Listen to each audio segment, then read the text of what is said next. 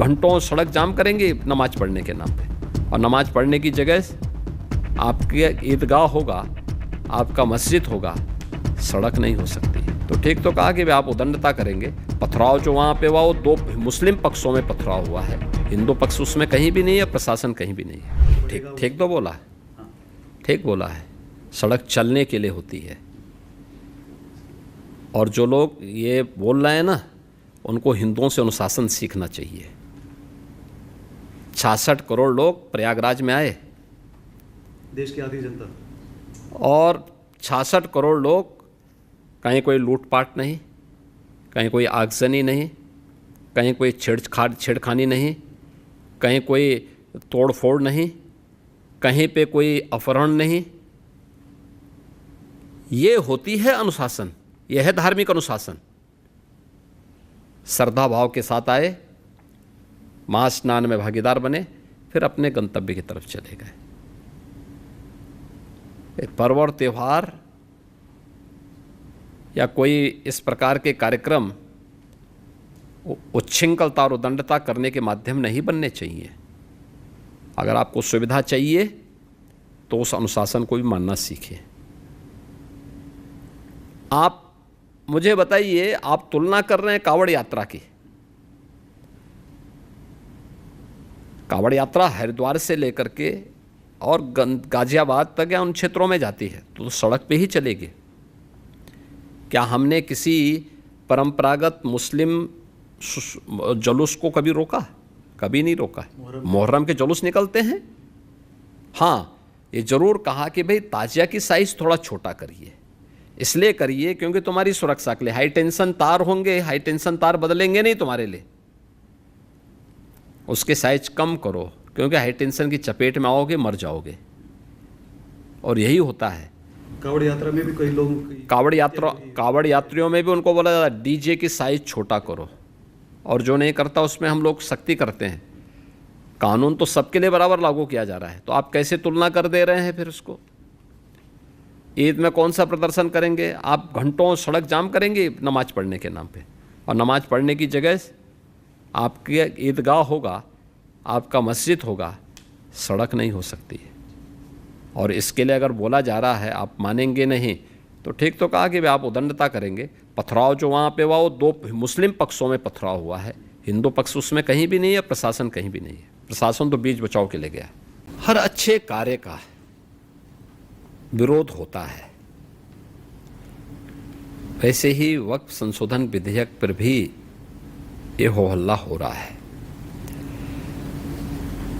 लेकिन मैं कहता हूं जो हो हल्ला कर रहे हैं इनसे पूछना चाहता हूं कि इन्होंने कोई ऐसा काम वक्फ बोर्ड के माध्यम से किया हो जो वेलफेयर का हो। छोड़िए, सब समाज की बात छोड़िए, मुस्लिम समाज का ही कोई कल्याण किया हो उस प्रॉपर्टी का।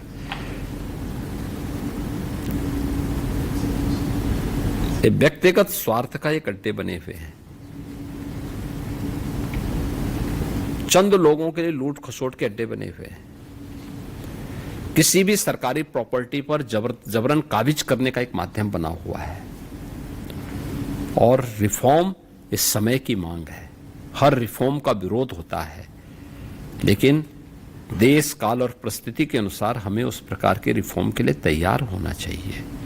और मुझे लगता है कि इसका लाभ मुस्लिम समाज को भी होगा, और जिसके कारण बहुत बार कानून व्यवस्था के संकट खड़ा होता है, उससे भी लोगों को मुक्ति मिलेगी। तो आपको ये लगता है कि मुस्लिम समाज किसी तरह से अपने ही उसमें जकड़ा हुआ है कि उसके अपने लोग समाज को आगे बढ़ने की अनुमति नहीं दे? हम ये कहते हैं ना, आप हिंदू मठ मंदिर को देखते होंगे, देख रहे हैं, अपने जो भी सीमित साधन है उससे वह हर प्रकार के वेलफेयर के काम को करता है।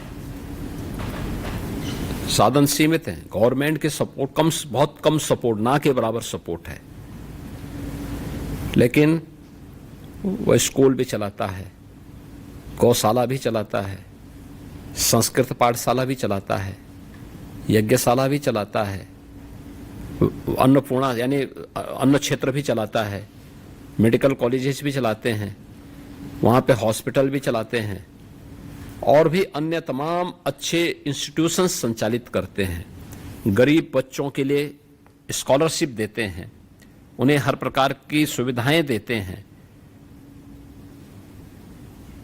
किसी वक्फ बोर्ड ने कभी ऐसा काम किया है क्या? जबकि हिंदू धर्मस्थलों की तुलना में इनके पास जो प्रॉपर्टी है वो कई गुना ज़्यादा है, कई गुना ज़्यादा है। और जिस प्रॉपर्टी को ये कह देंगे कि वक्फ की प्रॉपर्टी, वो उनकी मान ली जाती थी। ये कहाँ का न्याय है जी? आप जबरन उनको जो है एक आपने विशेषाधिकार दे दिया उन लोगों को। तो ये प्रिविलेज कंट्रोल होना चाहिए, ये बंद होना चाहिए किसी प्रॉपर्टी पे कब्जा करने की प्रवृत्ति, और हिसाब किताब होना चाहिए, ऑडिट होना चाहिए। उस पैसे का उपयोग कहाँ हुआ है, कितने वेलफेयर के काम हुए हैं। आप छोड़िए और समाज की, मुस्लिम समाज में क्या किया है कुछ करके बताओ ना। अगर उसके लिए कोई रिफॉर्म होता है तो स्वागत होना चाहिए उसके लिए। तो एक कैंपेन होना चाहिए सरकार की तरफ से मुस्लिम समुदाय में, समाज में, कि उनको जागरूक किया जाए कि वक्फ इस तरह का नाजायज फायदा उठा रहे हैं। देखिए, तो उनको भी देखना चाहिए कि उनके नाम पर कौन लूट खसोट कर रहे हैं इस प्रॉपर्टी पे। और मुझे लगता है देखेंगे, गवर्नमेंट तो अवेयरनेस पैदा कर ही रही है और करती भी है। देखिए, हम लोग धर्म के पक्ष को उसे हम सीमित दायरे तक कैद करके रखते हैं, और राजनीति को भी हम चंद मुट्ठी भर लोगों की कैद में रखते हैं। सारी समस्या वहीं से खड़ी होती है। राजनीति अगर स्वार्थ के लिए है तो वह समस्या देगी, राजनीति अगर परमार्थ के लिए है तो वह समाधान देगी।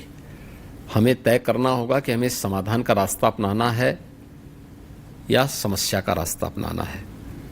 और मुझे लगता है धर्म भी यही है। धर्म जब स्वार्थ के लिए होता है, आत्मकल्याण के लिए होता है, तो वह नई नई चुनौतियां देगा, नई नई समस्याएं देगा। और जब परमार्थ के लिए व्यक्ति अपने आप को होम करता है, अपने आप को समर्पित करता है, तो नए नए रास्ते सुझाएगा, वो प्रगति के नए रास्ते सुझाएगा। भारत की परंपरा में भारतीय मनीषा ने धर्म को स्वार्थ के साथ नहीं जोड़ा है। उसके दो हेतु बताए हैं कि सांसारिक जीवन में उत्कर्ष का मार्ग प्रशस्त करना, विकास के मार्ग को प्राथमिकता देना, और ये लौकिक जीवन में और पारलौकिक जीवन के लिए मोक्ष की परिकल्पना को साकार करने की दिशा में आगे बढ़ना। तो यहाँ तो दोनों का उद्देश्य ही सेवा का है।